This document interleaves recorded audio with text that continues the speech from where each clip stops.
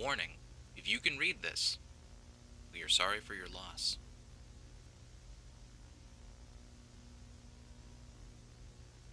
What's up, my fellow Flesh Gundam pilots? Welcome to today's episode of TGF, That Gonk Fan. I'm your host, the artist formerly known as Salmon, and today we're talking about the most game of all time. Do you like dragons? Do you like quests?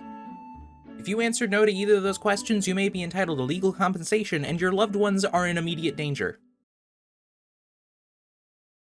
The authorities have been notified. Dragon Quest, or Dragon Warrior if you speak burger like me, may very well be the granddaddy of the modern turn-based JRPG, along with other classics like Final Fantasy, Sakura Dungeon, Final Fantasy, and Columbo. It's got everything you could possibly want. A dystopian setting where everyone is British, menus, and an art style by that guy who made Dr. Slump, and nothing else of any importance ever. Being a game focused on high fantasy, most of Dragon Quest's gameplay involves going outside and talking to people. Unfortunately, the English occupation has poisoned the earth, and now highly marketable monsters run amok.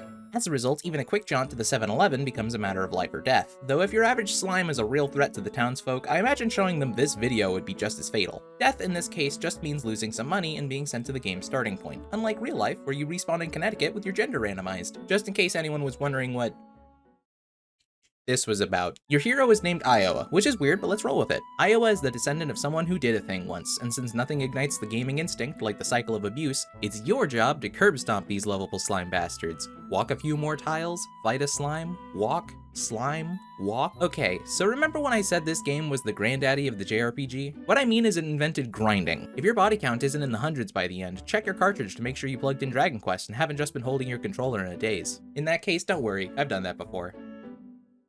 Unless you start finding teeth in places where teeth shouldn't be. I've also done that before. Once you've successfully turned your mindset into a Eurocentric grind set, the rest of the game is a matter of finding the rainbow connection, waltzing into the Dragon Lord's chambers, and putting your hand directly and firmly onto his ball to assert dominance. Dragons, like sharks, do not like it when you touch their privates, so thems will be fighting words. Triumph, and your reward is the highest honor the British can bestow: an arranged marriage to a teenage girl. All jokes aside, I really like Dragon Quest. I own the first game on several platforms alone, and I'm really looking forward to the upcoming remake of Dragon Quest III. If you want something that eats up time, has a light punishment for failure, and low enough standards to let even me grind on it, this game fucks. Then it walks a few tiles, and it fucks again. For hours. Hope your April Fool's is going okay, everyone, and thank you for watching today's episode of This Game Fucks. If people really like this episode's humor, it might end up being a regular thing, and if not, just think of it as a quirky little April Fool's thing. If you like what you see, like, subscribe, smack the bell, yada yada. Relevant links in the doobly-doo. You know what to do. Mwah.